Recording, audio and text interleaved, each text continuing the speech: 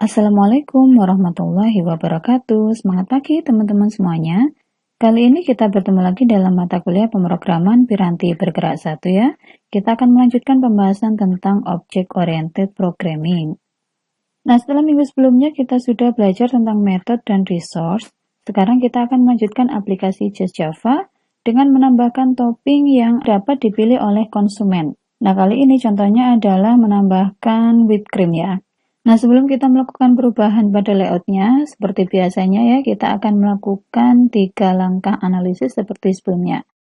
Oke, yang pertama ini adalah select view. Jadi view apa saja yang harus kita tambahkan ya. Kemudian yang kedua adalah position view. Bagaimana kita akan menempatkan view-view tersebut.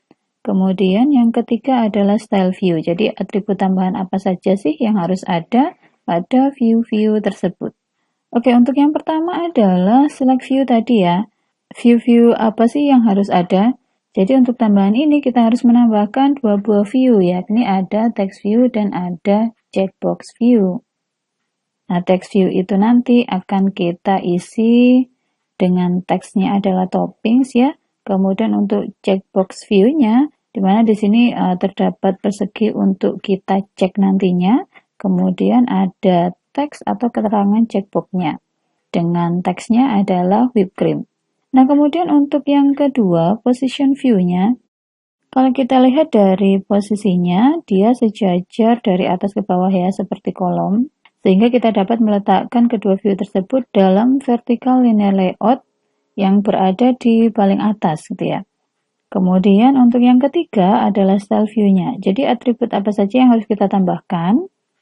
Sebenarnya untuk style dari text view yang pertama ini hampir sama dengan header-nya ya, yakni menggunakan margin atau padding, serta untuk checkbox antara tanda cek dan teksnya nantinya akan diberikan spasi sebanyak 24 div. Kemudian untuk text size-nya adalah 16 sp. Kita akan tambahkan pada aplikasi Just Java kita ya. Oke, kita sudah masuk pada activity main.xml-nya ya. Kita akan menambahkan 2 buah view tadi. Yang pertama adalah penambahan text view topping. Jadi dari analisis tadi untuk text view topping ini sebenarnya hampir sama dengan quantity ya. Kita bisa melakukan copy aja dari sini. Ctrl C, kemudian Ctrl V di sini. Nah, untuk quantity kita ubah menjadi toppings. Oke, sudah terlihat ya perubahannya. Nah, selanjutnya adalah kita akan menambahkan checkbox. Nah, untuk checkbox ini kita kan belum pernah menggunakan view ini sebelumnya ya. Jadi, untuk memudahkan kita menggunakannya, kita bisa melakukan searching ya. Kita bisa menuliskan checkbox Android Studio. Nah, misalnya di sini ada dari developerandroid.com, kita klik. Nah, kemudian di situ akan terlihat beberapa contoh penggunaan dari checkbox-nya. Kita ke bawah. Nah, kebetulan di situ ada contoh program untuk penulisan dalam XML. Jadi contoh di situ juga menggunakan root view-nya adalah linear layout, kemudian ada 2 buah checkbox ya. Kita ambil salah satunya saja, misalnya dari sini sampai dengan closing tag-nya, copy, kemudian kita paste di sini ya. Karena dia berada di bawahnya text view topping. Nah, selanjutnya adalah untuk teksnya ya. Nah, sebenarnya kita nanti akan mempelajari tentang add string itu yang nantinya akan berada di resource string di sini ya. Ada pada value string, tapi nanti akan kita pelajari lebih lanjut. Saat ini kita akan lakukan hard coding saja. Jadi di sini kita tuliskan whipped cream. Oke, sudah berubah ya. Nah, kemudian untuk Android on click kita masih belum memerlukannya sehingga bisa kita hapus dulu yang di sini. Kemudian untuk Android ID kita akan menggunakannya nanti. Nah, selanjutnya adalah untuk rata kiri ya. Rata kiri dari checkbox ini belum sama nih dengan view-view yang lain. Nah, kita samakan dulu untuk rata kirinya. Karena rata kirinya sebelumnya kita menggunakan layout margin left-nya adalah 16 dip, kita samakan juga ya. Android layout margin left-nya adalah 16 dip. Oke, sudah lebih menjorok ke kanan. Selanjutnya adalah kita akan memberikan spacing atau jarak antara checkbox-nya dengan teksnya gitu ya. Nah, untuk atribut ini yang akan kita gunakan adalah Android padding left. Kita isikan 24 dip. Oke ya, jadi terlihat ada spacing di antara checkbox-nya dan teksnya gitu ya. Nah, selanjutnya adalah untuk ukuran dari checkbox whipped cream-nya akan kita sesuaikan menjadi 16 sp. Android text size kita ubah menjadi 16 sp. Oke, sehingga terlihat lebih besar ya di sini. Oke, selanjutnya adalah kita running dulu untuk memastikan bahwa layout sudah sesuai dengan yang kita harapkan. Oke, ini adalah tampilan setelah kita tambahkan toppings dan checkbox-nya ya. Nah, di sini terlihat bahwa kita bisa melakukan cek pada whipped cream ya di sini jika kita ingin menambahkan topping whipped cream. Hilangkan atau abaikan ceknya jika tidak menginginkan tambahan toppingnya. Nah, sebenarnya di mana nilai checkbox itu kita lihat hanya ada dua ya, yakni bisa kita cek atau kita uncheck. Nah, sehingga tipe data yang sesuai untuk variabel ini adalah boolean. Oke, mungkin secara lebih jelasnya untuk tipe data boolean ini hanya memungkinkan dua nilai ya nantinya, yakni ada nilai true atau nilai false. Nah, nilai true atau false ini bukanlah sebuah string ya, karena tidak diapit dengan tanda petik 2. Nah, misalnya nih, kita mempunyai sebuah box dengan nama variabelnya adalah isCheck. Saat kita mengisinya dengan true, dapat diartikan bahwa checkbox tersebut sedang kita cek atau tanda centang tadi ya. Nah, sedangkan pada saat kita memberikan nilai false, itu artinya checkbox tidak kita cek atau uncheck tadi ya. Jadi penggunaan data boolean ini sangat efektif saat kita membutuhkan dua nilai yang mungkin. Sehingga jika kita ingin terdapat lebih dari dua nilai yang mungkin, maka kita tidak bisa menggunakan tipe data boolean ini. Oke, pendeklarasian tipe data boolean ini sebenarnya hampir mirip dengan pendeklarasian tipe data in ya, tidak serumit saat pendeklarasian tipe data objek. Jadi sebenarnya hanya mengikuti tiga komponen pentingnya, sama seperti pada saat kita mendeklarasikan semua variabel ya, khususnya untuk tipe data primitif gitu ya. Oke, yang pertama adalah tipe datanya, kemudian ada nama variabelnya, kemudian ada tanda sama dengan dan initial value atau nilai yang nantinya akan disimpan dalam variabel tersebut. Oke, nah contoh yang pertama adalah tipe data boolean, kemudian dengan nama variabelnya adalah hash whipped cream, kemudian sama dengan true. Jadi kalau di dalam bahasa Inggris itu kan sebenarnya jika terdapat pilihan gitu ya, kita bisa menggunakan awalannya adalah hash atau is gitu ya. Meskipun sebenarnya penamaan seperti ini juga nggak selalu bisa kita jadikan patokan gitu ya, tetapi biasanya untuk pembuatan nama variabel akan dilakukan seperti itu untuk tipe data boolean. Nah, contoh yang lain adalah boolean hash whipped cream sama dengan false gitu ya. Kemudian ada boolean is registered sama dengan false jika ini berhubungan dengan registrasi misalnya apakah sudah terregistrasi atau belum gitu ya. Selanjutnya adalah boolean is ordered for pickup sama dengan true jika kita ingin melihat status apakah pesanan tersebut harus dikirim atau enggak gitu ya. Tipe data boolean itu juga dapat dianalogikan seperti sebuah saklar lampu ya, di mana terdapat tombol on atau off gitu ya. On itu biasanya berarti true, kemudian off itu biasanya akan berarti false. Nah, dalam kasus ini teman-teman hanya perlu menuliskan kembali kode program yang terdapat di bawah sini gitu ya. Untuk yang pertama adalah boolean hash whipped cream sama dengan false. Sebenarnya di sini kita mendeklarasikan sebuah variabel dengan nama variabelnya adalah has whipped cream ya. Kemudian diberikan nilai awalnya adalah false. Kemudian untuk baris yang selanjutnya has whipped cream sama dengan true, berarti kita melakukan updating pada variabel has whipped cream menjadi true yang sebelumnya adalah false. Jadi kalau tadi seperti saklar lampu ya, dari off kita ubah menjadi on. Nah, selanjutnya lagi adalah has whipped cream sama dengan false. Sama juga dengan pada saat saklar lampunya tadi on, kita ubah lagi menjadi off. Nah, kita dapat melakukan update sebanyak yang kita mau ya. Hanya ada dua nilai, yakni ada true atau false. Oke, kita kembali pada layout toppings-nya tadi ya. Jadi apa sih yang seharusnya dilakukan saat tombol order itu ditekan gitu ya? Yang pertama adalah kita harus cek apakah checkbox tadi sedang dicek atau tidak dan meletakkan nilainya ke dalam sebuah variabel. Kemudian yang kedua adalah letakkan informasi ini ke dalam metode order summary. Kemudian yang ketiga adalah ubah teks dalam order summary yang di dalamnya menyatakan apakah user ingin menambahkan whipped cream atau tidak.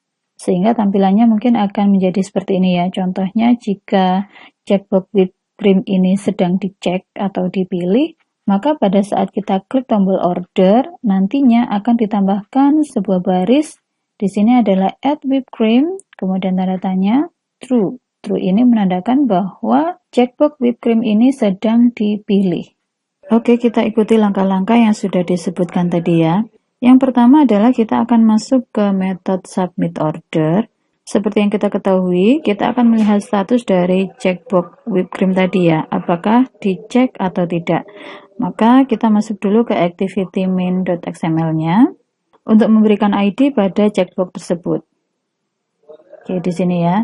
Nah, checkbox meet ini akan kita ganti dengan whipped cream checkbox. Nah, selanjutnya kita masuk lagi ke main activity.java-nya. Lalu kita buat dulu objek checkbox-nya ya, yakni kita gunakan metode findViewById. Oke, kita tuliskan di sini ya. Pertama adalah tipe data objeknya, checkbox. Kemudian nama variabelnya, misalnya whipped cream checkbox. Kemudian sama dengan findViewById. R adalah resource, kemudian ID karena kita akan memanggil ID-nya, titik whipped cream checkbox, kemudian tanda titik koma. Oke, jangan lupa ya karena findViewById itu adalah metode dari view. Jangan lupa kita melakukan casting menjadi objek checkbox dengan menambahkan checkbox di sini. Checkbox. Lalu kita dapat menggunakan variabel tersebut untuk mendapatkan status dari checkbox-nya. Kemudian di bawah sini kita tuliskan whipped cream titik ischeck ya di sini ya, titik koma. Nah, ischeck ini adalah sebuah metode tanpa nilai balik yang nantinya akan memberikan sebuah nilai bertipe boolean. Jadi nilainya nanti adalah true atau false. Selanjutnya, karena kita akan mengambil nilai ini, maka kita harus menyimpannya dalam sebuah variabel. Oke, untuk variabelnya tipenya harus sama ya, boolean juga. Kemudian kita buat sebuah variabel baru, misalnya has whipped cream sama dengan. Nah, sebelum itu saya akan mengenalkan salah satu cara yang dapat kita gunakan untuk melakukan pengecekan terhadap sebuah nilai. Nah, yakni kita akan menggunakan log. Jadi log adalah sebuah kelas yang memungkinkan kita untuk menampilkan entry atau inputan pada kode program, lalu hasilnya akan ditampilkan secara output pada logcat atau Android monitor, atau kita nanti bisa lihat dari run-nya di sini juga ya. Jadi log ini juga berguna untuk melakukan testing nilai atau value pada kode program kita ya, apakah bekerja dengan baik dan benar atau tidak. Nah, kali ini saya akan mencontohkan penggunaan log untuk melakukan testing terhadap nilai dari variabel has whipped cream tadi ya. Jadi cara penulisannya adalah kita memanggil kelas Android util ya, log di sini, kemudian titik v, Nah, V di sini sebenarnya ada dua ya. Kita gunakan saja yang pertama. Di sini adalah string tag-nya. Nah, karena di sini tipenya adalah string, maka kita harus menggunakan tanda petik 2. Untuk tag kita bisa gunakan nama dari kelas yang kita gunakan sekarang, yakni main activity gitu ya. Kemudian tanda koma. Selanjutnya adalah untuk message-nya. Nah, message-nya misalnya kita tuliskan has whipped cream. Selanjutnya kita tambahkan dengan variabel yang menyimpan nilai dari checkbox tersebut, yakni has whipped cream ya. Kemudian tanda titik koma.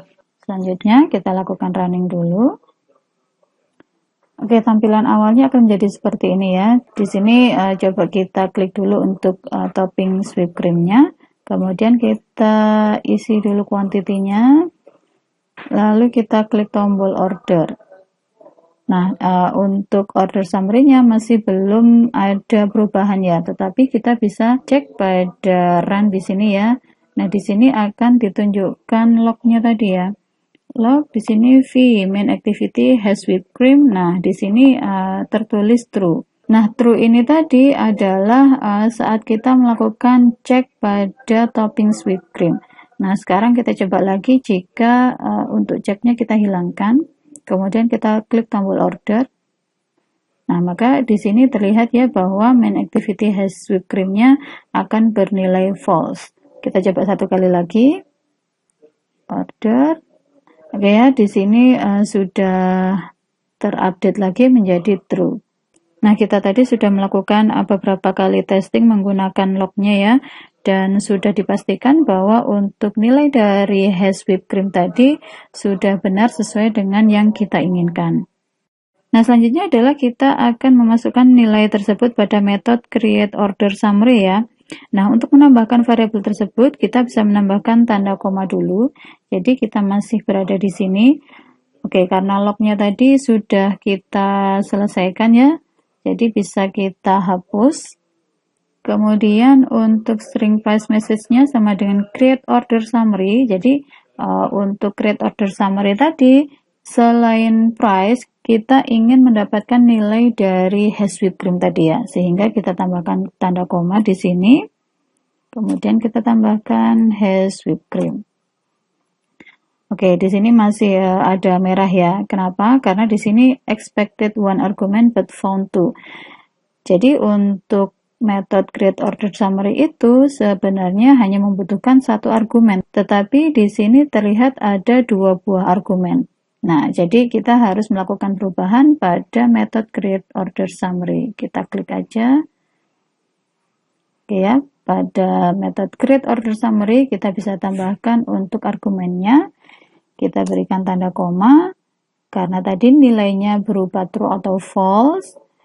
Jadi untuk tipe datanya kita tuliskan boolean. Kemudian untuk variabelnya kita bisa tambahkan add whipped cream, yang kemudian argumen ini dapat kita tambahkan di bawahnya nama Kapten Kunal di sini ya. Oke, saya enter price message. Sebenarnya untuk penulisan di sini agak lebih panjang ya. Kita bisa menyingkatnya menjadi plus sama dengan, kemudian tanda petik di sini kita tambahkan dulu /n untuk enter ke bawahnya. Kemudian add whipped cream. Di sini kita tambahkan argumen add whipped cream. Kemudian tanda titik koma. Oke, ini saya sesuaikan juga. Sehingga jika kita jalankan nantinya akan menjadi seperti ini. Kita klik dulu untuk whipped cream-nya ya. Kemudian kita tambahkan kuantitinya misalnya 2. Kita klik tombol order. Oke, di sini sudah ditambahkan keterangan add whipped cream, tanda tanya adalah true. Jika ceknya saya hilangkan, kemudian saya klik tombol order, maka akan berubah menjadi false. Yes, kita sudah menyelesaikan semua tahapannya sampai selesai. Nah, selanjutnya teman-teman dapat menambahkan topping satu lagi ya, yakni coklat, sehingga tampilannya akan menjadi seperti ini. Oke, ini adalah tampilan, saya sudah menambahkan satu topping lagi ya, yakni coklat. Kemudian kita coba juga untuk fungsionalitasnya ya. Klik, kemudian klik tombol order. Nah, saat kita meletakkan banyak sesuatu dalam form, maka konten dapat terpotong di bawahnya. Jadi, view group linear layout itu tidak dapat secara otomatis membuatnya dapat digeser ke atas atau ke bawah. Tampilan kita saat ini mungkin masih tidak akan terlihat perbedaannya ya. Namun saat saya melakukan rotasi layar menjadi landscape, nah terlihat ya bahwa untuk tombol ordernya tidak terlihat di sini. Sehingga akan menyulitkan jika layarnya ini tidak bisa kita geser gitu ya, atau menjadi scrollable gitu. Oke, saya kembalikan lagi ya menjadi portrait. Nah, tugas selanjutnya adalah teman-teman dapat melakukan modifikasi pada layoutnya sehingga layar dapat kita geser ke atas atau ke bawah. Oke, langsung saja kita bahas ya bagaimana caranya kita bisa membuat layar menjadi scrollable di Android Studio. Nah, mungkin teman-teman bisa melakukan searching juga ya dengan kata kunci how to scroll in Android Studio. Nah, akan ada beberapa artikel yang membahasnya. Misalnya saya di sini ambil dari stackoverflow.com. Nah, di sini ada pertanyaan how to use scroll view in Android. Nah, di sana terdapat beberapa root view ya, tetapi di layar tidak bisa menjadi scrollable. Oke, kita cari jawabannya. Nah, di sini ada jawaban yang tercentang hijau ya, sehingga menjadi rekomendasi. Nah, di sini dicontohkan menggunakan scroll view sebagai root view-nya. Yang pada kasus di atas tadi adalah root view-nya sebenarnya adalah tabel layout gitu ya. Nah, tabel layout ini akan menjadi child dari scroll view. Oke, kita bisa lakukan copy saja dari sini ya. Kita copy, kemudian kita lakukan paste di sini, Ctrl V. Oke, untuk bagian XMLNS-nya kita hapus dulu. Kemudian untuk Android file-nya juga kita hapus ya. Nah, teman-teman bisa cek ya di sini untuk scroll view dan Android-nya masih merah, namespace Android is not bound. Itu karena elemen dari Android-nya seharusnya berada pada root view yang pertama gitu ya. Sehingga untuk atribut ini dapat kita cut, kemudian kita pindah di scroll view, Ctrl V di sini ya. Oke, sudah nggak merah. Kemudian untuk tool konteksnya juga kita ubah tempatnya. Kita letakkan pada scroll view. Nah, kemudian untuk penutupnya kita letakkan di paling bawah. Jadi di sini kita tuliskan /scroll view. Selanjutnya jika kita running, oke ya, untuk tampilan portrait masih tidak terlihat. Kita coba ubah menjadi landscape. Nah, sehingga pada saat saya ubah menjadi landscape ya, maka untuk layar dapat kita scroll ke atas atau ke bawah gitu ya. Nah, sehingga untuk tombol ordernya menjadi terlihat, berbeda dengan yang tadi. Sangat penting membuat layout menjadi scrollable ya, sehingga jika nantinya komponen menjadi lebih banyak atau saat dilakukan rotasi menjadi landscape, akan dapat berjalan sebagaimana mestinya. Saat kita membuat aplikasi belanja, penting ya untuk tahu siapa yang membelinya. Sehingga kita dapat menambahkan field name seperti contoh ini. Jadi di Android itu terdapat view yang dapat menghandle inputan dari user. Jadi saat kita klik, nantinya akan muncul pop-up keyboard. Kemudian saat isian masih kosong akan ditampilkan text hint untuk memberitahukan apa yang harus kita isi. Nah, saat kita mulai mengetik, maka text hint itu pun akan hilang. Setelah selesai mengetik, kita bisa menyembunyikan pop-up keyboard seperti saat kita menggunakan aplikasi WhatsApp dan lain-lainnya ya. Oke, kita lanjutkan dengan menambahkan field ini di aplikasi dan lakukan perubahan pada metode create order summary ya. Sehingga saat user menuliskan nama, lalu klik tombol order, maka nama juga akan ditampilkan sesuai dengan isiannya. Nah, lakukan seperti langkah-langkah sebelumnya ya. Jadi kalian dapat melakukan searching dan gunakan log untuk membantu. Setelah selesai, jawablah pertanyaan di sebelah kanan ini. Yang pertama adalah view apa yang kalian tambahkan ya. Kemudian yang kedua adalah metode apa yang digunakan untuk menambahkan inputan user tersebut. Dan yang terakhir adalah tipe data kembalian apa sih yang dibutuhkan oleh metode tersebut. Oke, saya akan lebih cepat ya. Jadi untuk user input di Android Studio, kita bisa menggunakan edit text. Nah, sekarang kita akan mencari edit text Android Studio ya. Di sini saya akan memilih dari developerandroid.com.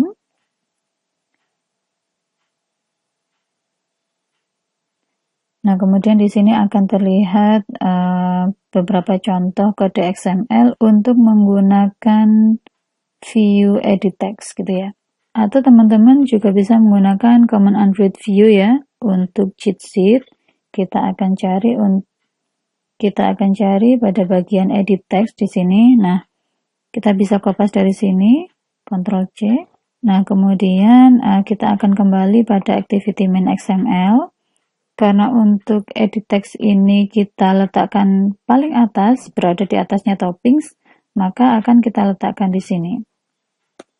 Ctrl V. Nah, atribut yang perlu kita gunakan adalah untuk ID, karena kita ambilnya dari cheat sheet ya, kita ubah menjadi name field. Kemudian untuk layout width-nya match parent ya. Kemudian untuk height wrap content tetap. Jadi nantinya akan menjadi seperti ini. Kemudian untuk hint-nya adalah kita ubah dulu menjadi name.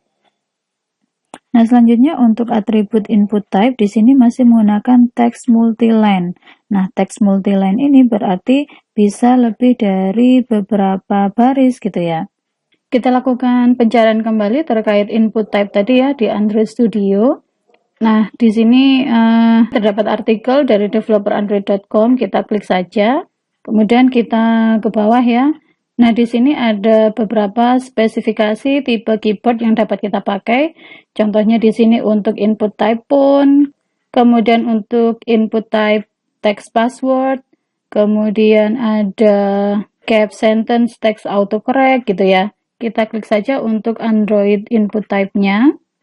Nah, di sini ada beberapa konstan yang dapat kita gunakan ya. Contohnya ada date time, kemudian kita ke bawah lagi ada text autocorrect, ada text cap characters, ada text cap sentence, kemudian ada text cap words ya.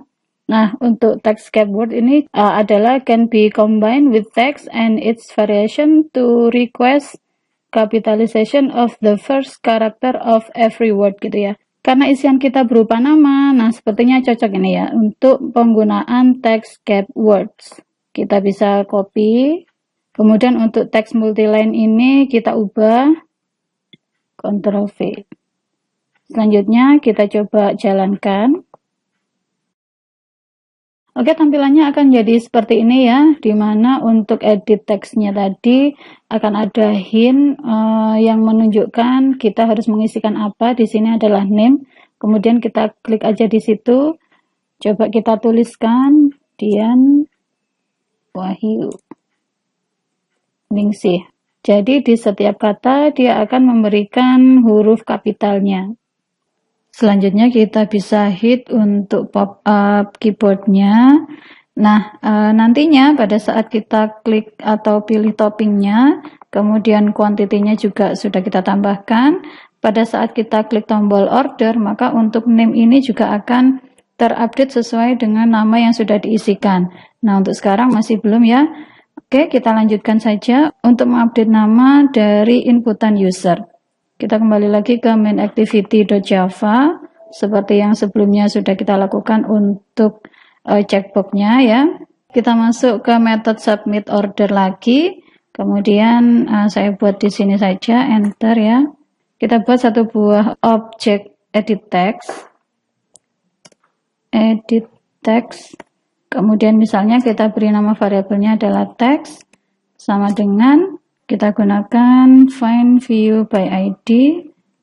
resource ID titik name field.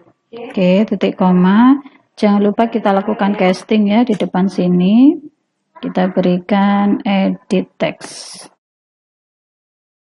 Selanjutnya adalah kita akan mengambil inputan dari user ya. Kita sudah punya objek text tadi, kemudian text titik.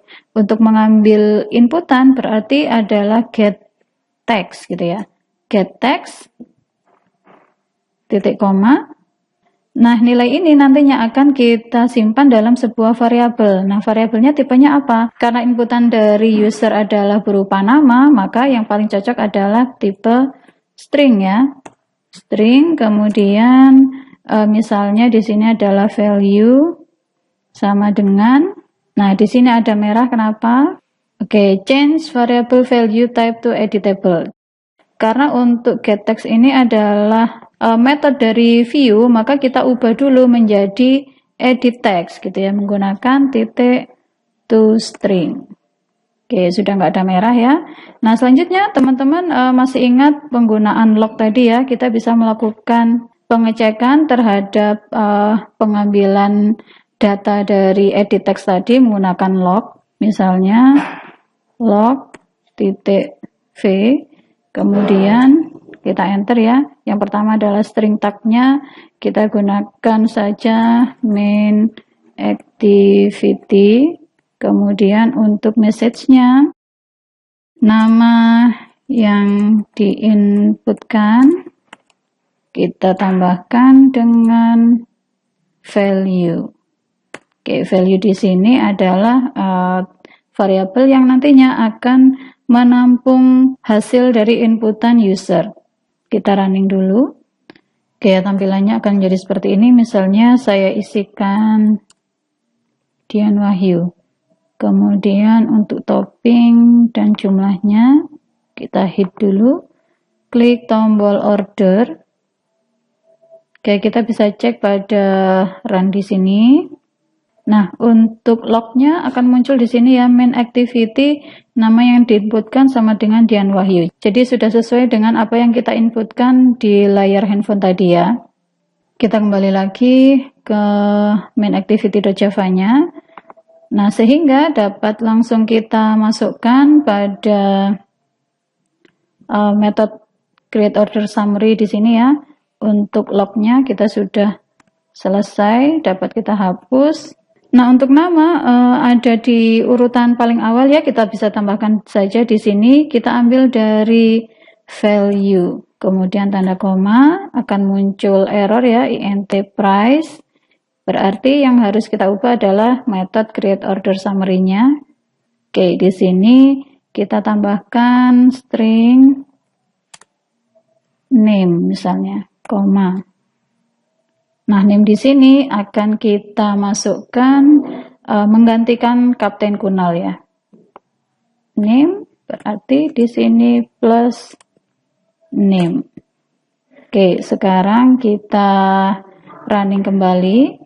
Oke ya, untuk namanya saya isi Dian Wahyu, kemudian topping yang saya inginkan coklat misalnya, kemudian kuantitinya 1, kita klik tombol order. Oke ya, untuk name sudah berubah menjadi Dian Wahyu.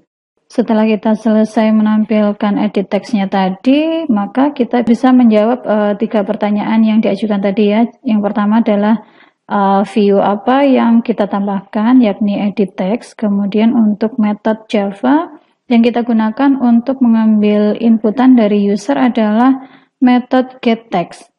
Nah, yang terakhir adalah untuk tipe data kembalian dari metode tersebut apa gitu ya. Kalau saya tadi menyebutkannya adalah string ya. Nah, yang benar adalah editable. Kenapa kok editable? Jadi untuk return data type-nya tadi adalah editable karena di sini ya untuk text.getText ini adalah sebuah metode yang mengembalikan nilainya adalah editable. Kemudian karena kita akan menyimpannya dalam sebuah variabel string, maka kita harus memanggil metode yang lainnya yakni metode toString. Sehingga untuk return data type editable tadi akan menjadi sebuah objek baru yang bertipe data string gitu ya. Sebelum kita masuk pada pembahasan selanjutnya, saya ingin memberikan beberapa pertanyaannya pada teman-teman. Di sini read the code snip in the instruction note, then determine the output from the choice below. Jadi di sini akan disediakan 3 buah pilihan jawaban dari sebuah pernyataan kode program gitu ya. Nah, kode programnya seperti apa? Oke, jadi di sini adalah Android for Beginners if else weather quiz ya. Nah, contohnya untuk line pertama, kita mempunyai sebuah variabel bernama isRaining gitu ya, dengan tipe datanya adalah boolean, kemudian diberikan nilainya adalah false. Nah, setelah itu akan ditampilkan dalam log weather activity, thank you for using the weather app. Kemudian di bawahnya untuk line yang ketiga, if it's raining, akan ditampilkan log v weather activity, it's raining better bring an umbrella.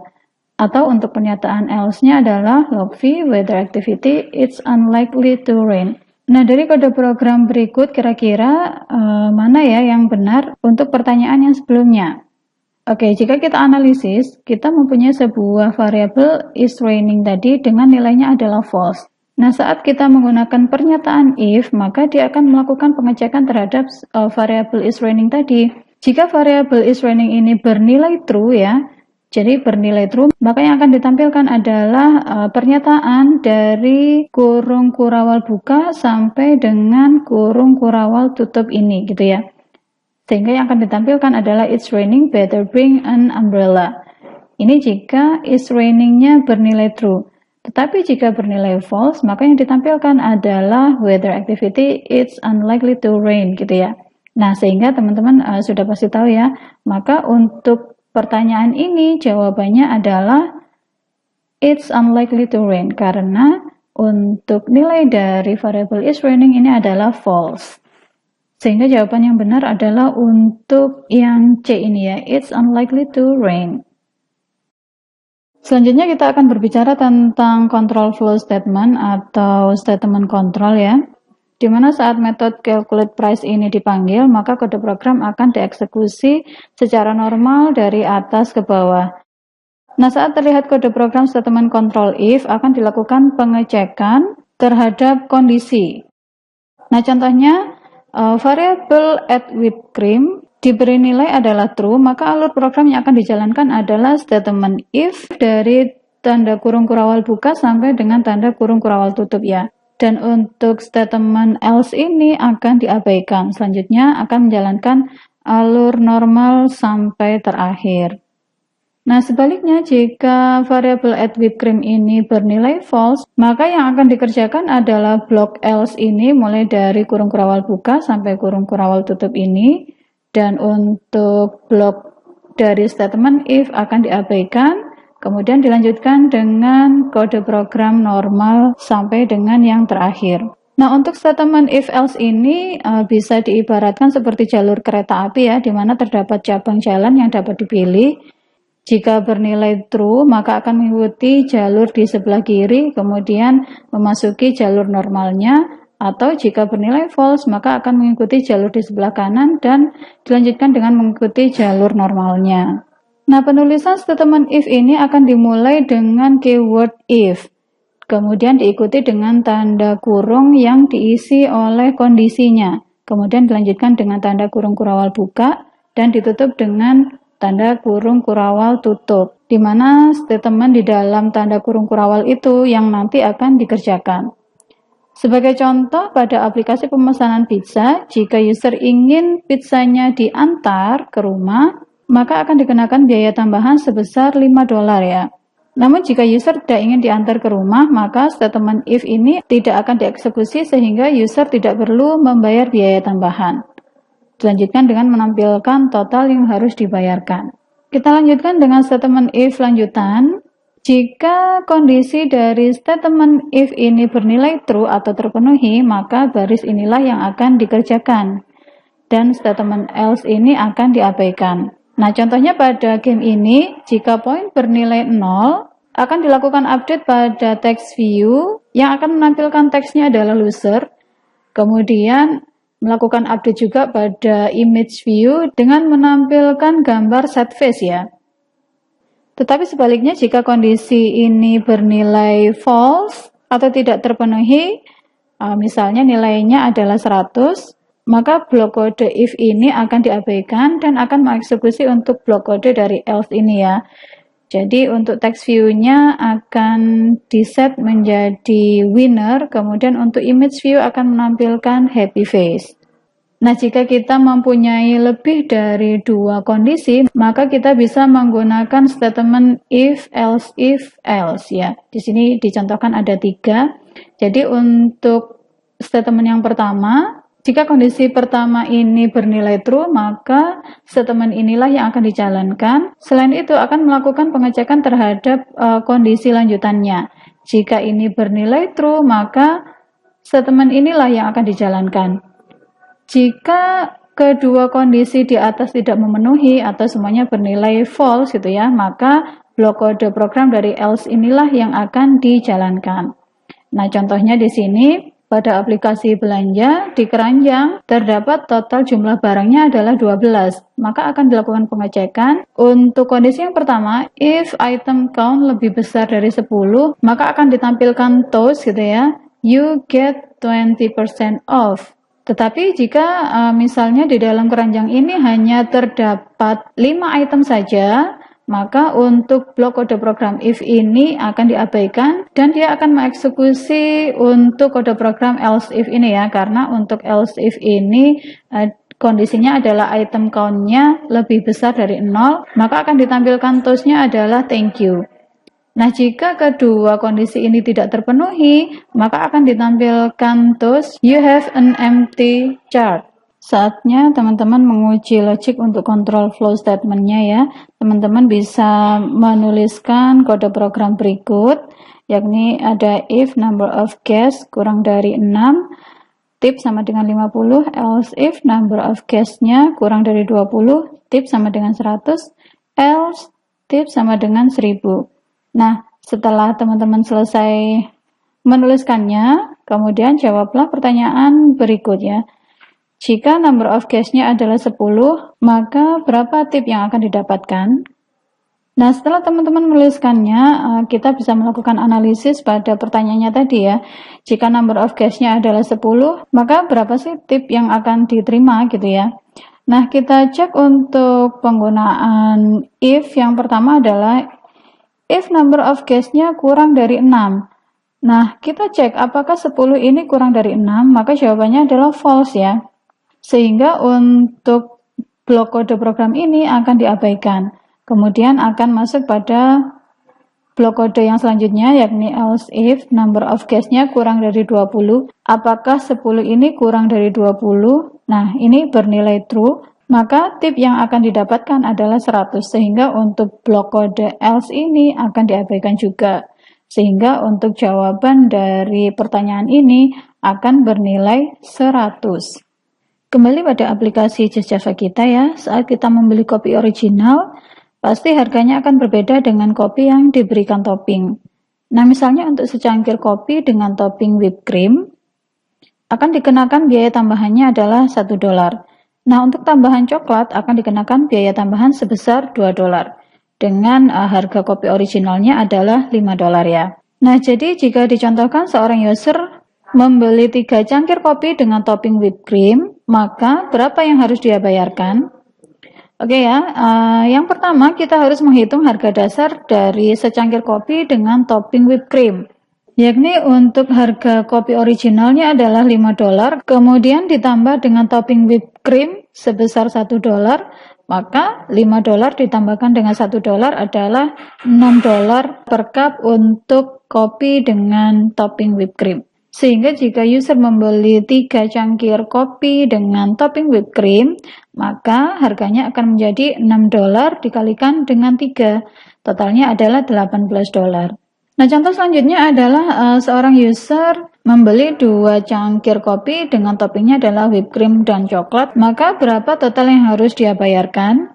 Jadi yang pertama kita hitung dulu harga dasar untuk secangkir kopi dengan topping whipped cream dan coklat. Kopi original sebesar $5 ditambahkan dengan topping whipped creamnya $1 dan untuk topping coklatnya $2 sehingga Jika semuanya ditambahkan, untuk harga dasarnya menjadi $8 per cup.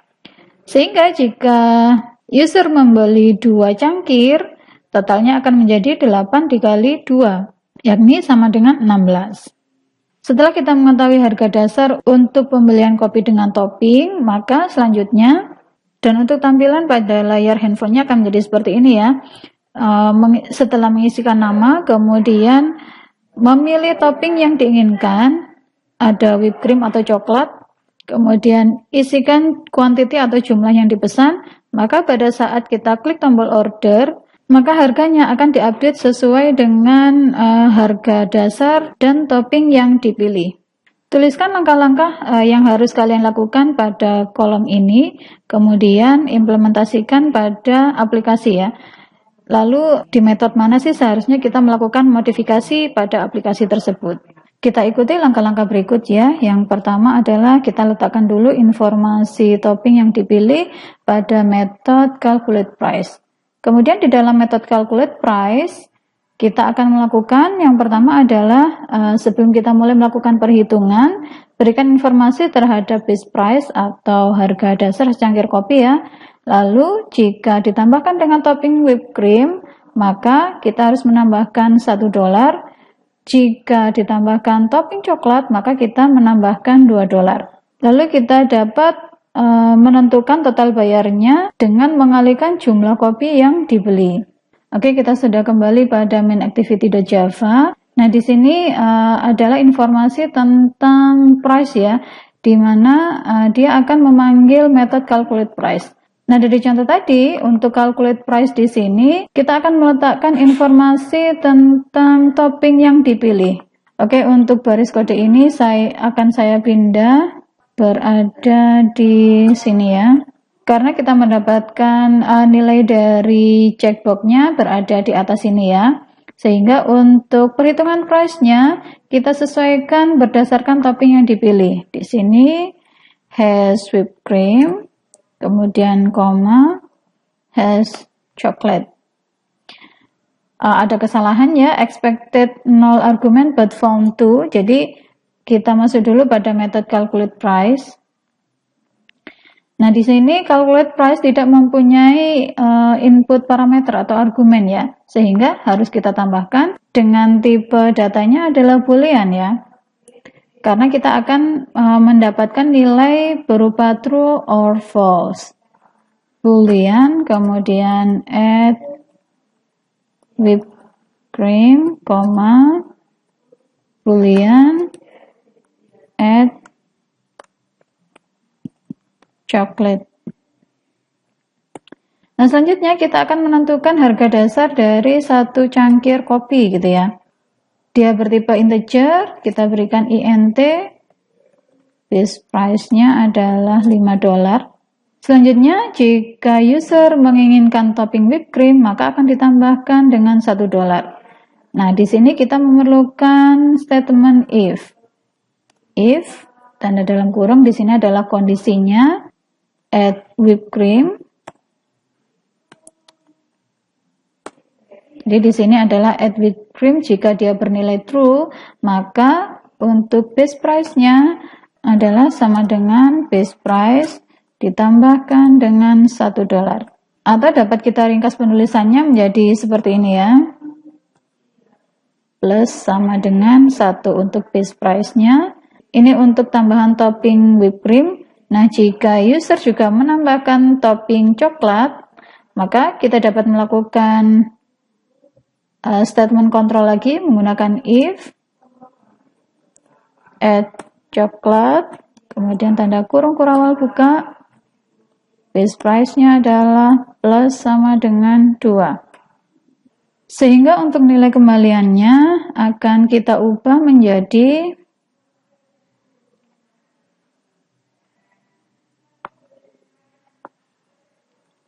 quantity dikalikan dengan base price. Oke, kita running.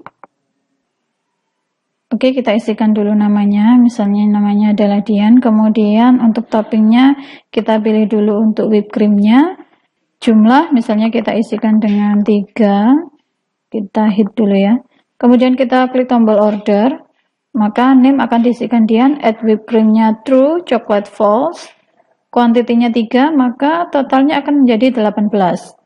Kemudian jika kedua topping kita pilih dengan jumlahnya adalah 2, maka totalnya akan menjadi 16. Nah, bagaimana jika user hanya menginginkan topping coklat saja? Ini kita ubah ya. Untuk harga dasarnya akan menjadi $7 ya. Karena untuk base price dari kopinya adalah 5, kemudian untuk topping coklat adalah $2, sehingga menjadi $7. Aplikasi kita sudah berjalan sesuai semestinya ya. Nah, kita akan melakukan pengecekan terhadap tombol plus dan tombol minusnya ya. Misalnya di sini untuk jumlah yang dibeli, jika ini kita mulai dari 0 ya, kemudian kita klik tombol minus, maka dia akan menunjukkan angka negatif. Padahal kalau kita berjualan tidak mungkin ya kita akan memberikan angka negatif di sini. Begitu pula untuk tombol plus gitu ya. Pasti akan ada maksimal jumlah yang dapat dibeli oleh user. Oke, kali ini kita akan melakukan checking terhadap inputan yang diberikan oleh user ya. Misalnya untuk aplikasi kita, user hanya dapat melakukan order minimalnya adalah 1 dan paling banyaknya adalah 100 cangkir kopi gitu ya. Nah, yang pertama, metode manakah yang harus kita lakukan modifikasi agar jumlahnya tidak kurang dari 1 cangkir kopi yang dibeli. Kemudian untuk yang kedua adalah metode mana yang harus kita lakukan modifikasi sehingga jumlah yang dibeli tidak lebih dari 100 cangkir kopi. Nah, sebagai catatan, kita bisa menggunakan kata kunci return untuk keluar dari metode. Kemudian challenge-nya adalah kita akan memberikan toast message jika user menekan tombol min atau tombol plus secara terus-menerus. Oke, seperti yang kita tahu bahwa pada saat kita klik tombol minus, maka metode yang akan dijalankan adalah metode decrement, sehingga kita nanti akan melakukan modifikasi pada metode decrement ini. Kemudian jika kita klik tombol plus, maka metode yang dijalankan adalah metode increment. Saat kita klik tombol minus gitu ya, maka metode decrement inilah yang akan dijalankan. Sehingga jika kita ingin membatasi inputan dari user, minimal pembeliannya adalah 1, maka akan kita letakkan di sini gitu ya. Kita bisa menggunakan if untuk melakukan pekerjaan tersebut ya.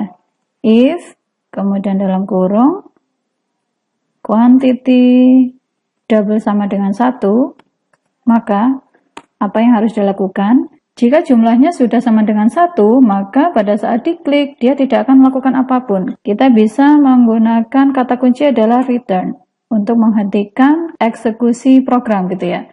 Nah, selain itu, maka baris program inilah yang akan tetap dijalankan. Kemudian untuk increment method hampir sama ya dengan decrement method, tetapi pada saat penggunaan if quantity double sama dengan 100. Karena untuk user pembelian hanya dibatasi sebanyak 100 cangkir saja. Maka di sini kita gunakan return juga. Kemudian untuk activity main-nya untuk jumlahnya ya kita isikan bukan 0, tetapi kita isikan dengan 1.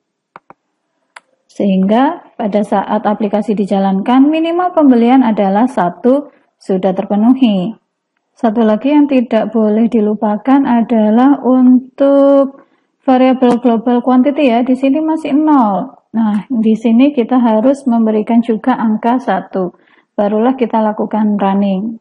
Oke ya, kita cek dulu untuk kuantitinya. Jika kita klik tombol plus, maka akan bertambah. Jika kita klik tombol minus, maka sudah ya, tidak akan dilakukan updating lagi jika jumlahnya sudah 1.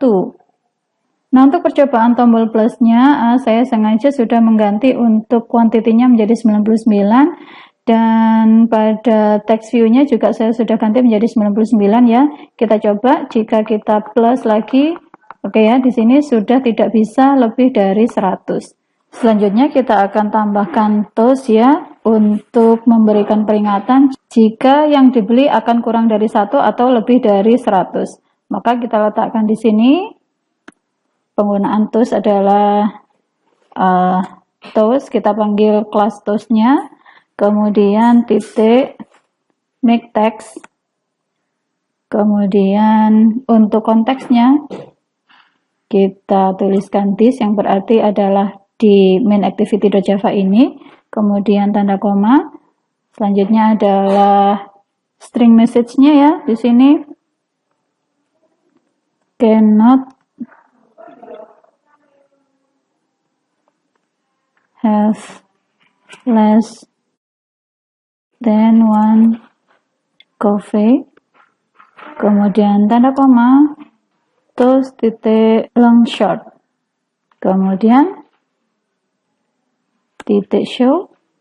Nah, sehingga tadi ya toast kita memanggil kelas toast, kemudian kita menggunakan metode make text yang di dalamnya akan dimunculkan konteks, kemudian teks yang akan ditampilkan selanjutnya adalah berapa lama pesan tersebut akan ditampilkan, kemudian titik show kita akan memanggil metode show untuk menampilkan toast pada layar handphone. Kemudian kita copy saja untuk yang di metode increment ya. Di sini untuk teksnya kita ganti menjadi you cannot have more than 100 coffee. Selanjutnya kita running. Oke, untuk contohnya tadi saya masih menggunakan kuantitinya adalah 99. Ini kita hide dulu ya. Kemudian saya klik tombol plus. Nah, pada saat saya klik akan muncul toast you cannot have more than 100 coffee. Hal ini akan memberitahu kepada user bahwa dia tidak dapat melakukan pembelian kopi lebih dari 100 atau mungkin kurang dari 1 cangkir. Setelah user melakukan order, kita bisa saja memberikan nota pembelian kepada user ya sebagai pemberitahuan bahwa user tersebut telah melakukan pembelian pada kedai kita gitu ya. Kita dapat memberikan rekapitulasi apa yang dibeli dan berapa total yang dibayarkan. Nah, sebagai ganti nota, kita dapat mengirimkan rekapitulasi pembelian kopi kita melalui aplikasi lain, misalnya adalah email. Nah, saat kita membuka aplikasi lain, selain aplikasi utama kita itulah yang disebut dengan intent. Jadi, intent adalah sebuah layanan untuk dapat menggunakan komponen aplikasi lain, misalnya untuk menerima email, membuka kamera, dan aplikasi yang lain yang terdapat pada handphone kita. Ini akan sangat membantu bagi aplikasi yang kita buat, karena kita dapat menggunakan fungsionalitas aplikasi untuk mendukung kebutuhan kita.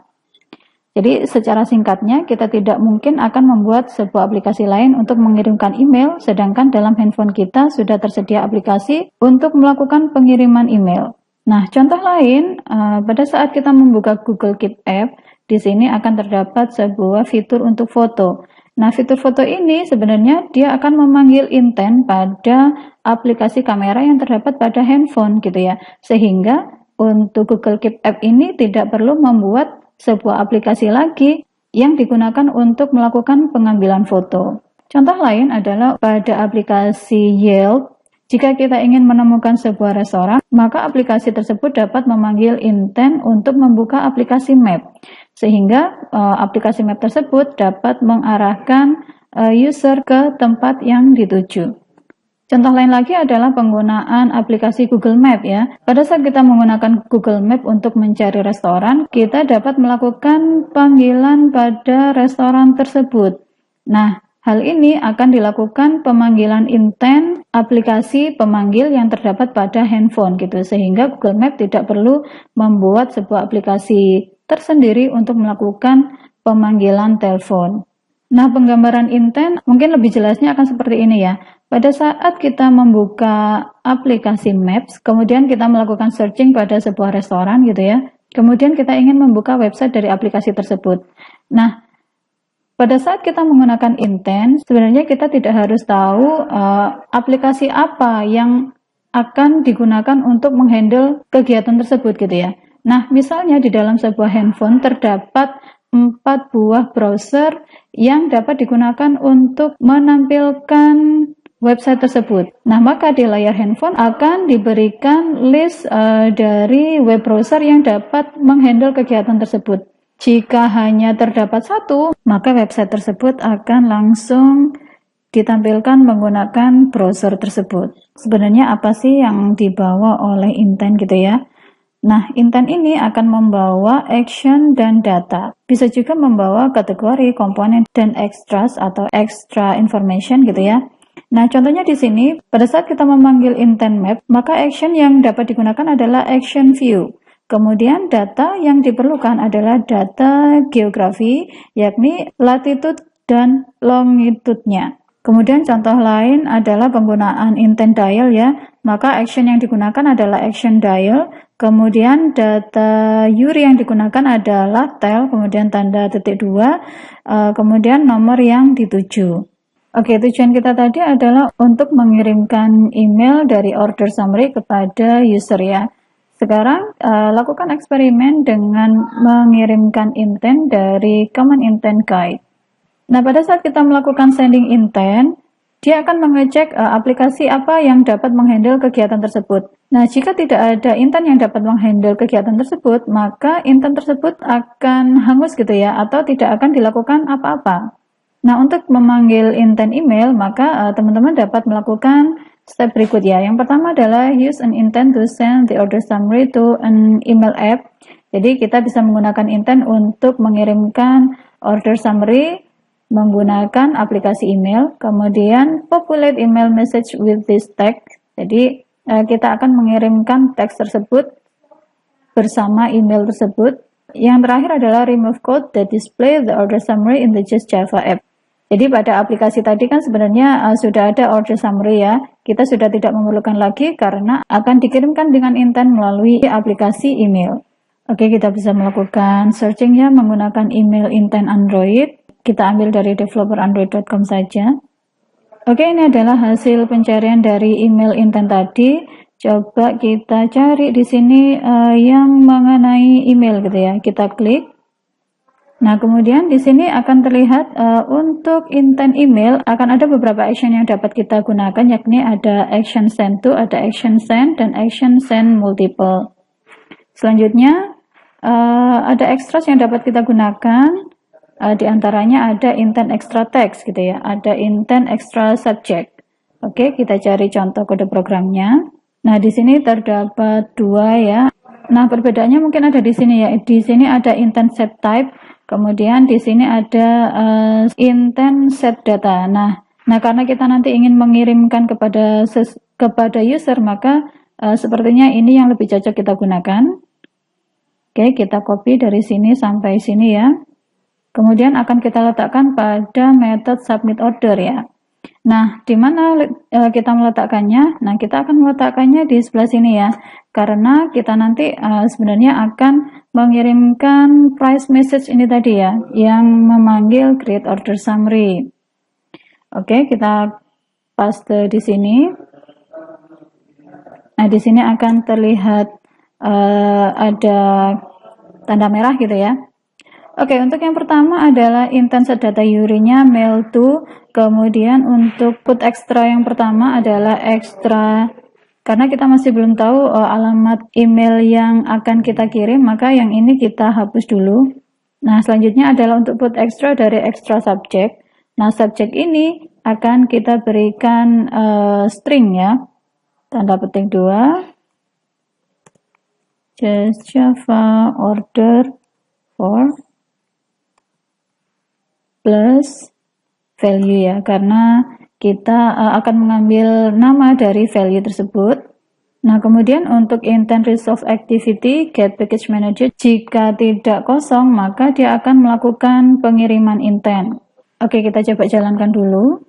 Oke ya, kita coba dulu untuk mengisikan nama, misalnya Dian Wahyu, kemudian topping yang kita inginkan, kemudian untuk jumlahnya yang kita inginkan juga.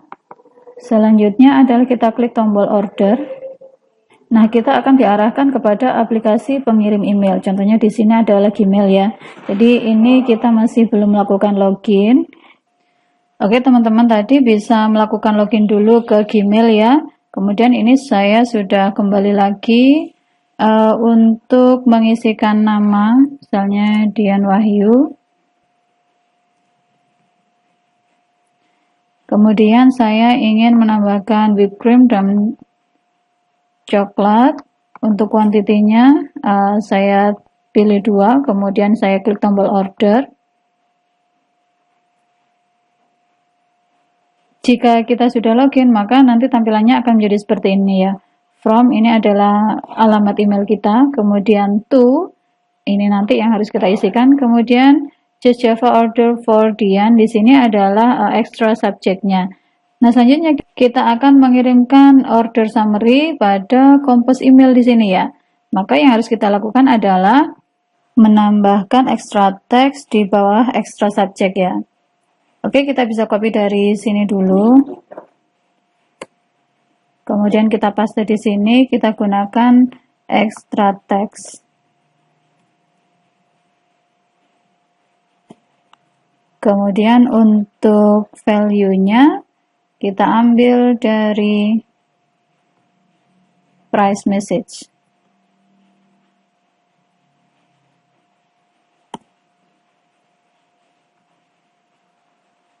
Oke, kita running kembali. Kita isikan namanya Dian.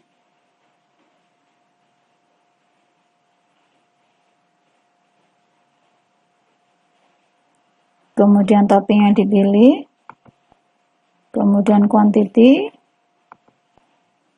Kita klik tombol order ya. Kemudian akan masuk ke kompos di Gmail di sini ya. Kemudian coba kita hide dulu untuk pop-up keyboardnya. Nah, di sini akan muncul from. Ini adalah alamat email yang sudah kita sign in tadi. Kemudian to just Java order for Dian adalah extra subjeknya. Kemudian untuk extra textnya dari price message, name Dian at whipped cream dan sebagainya ya. Dan yang terakhir adalah kita remove code that display the order summary in the Just Java app. Kita tinggal mendelete untuk display message price message di sini ya. Kita delete. Copy, kemudian running kembali. Oke, saya coba lagi. Dian Wahyu. Kemudian toppingnya whipped cream. Kemudian saya klik di sini order.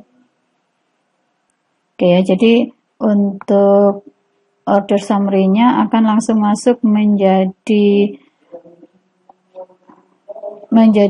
body dari email tersebut.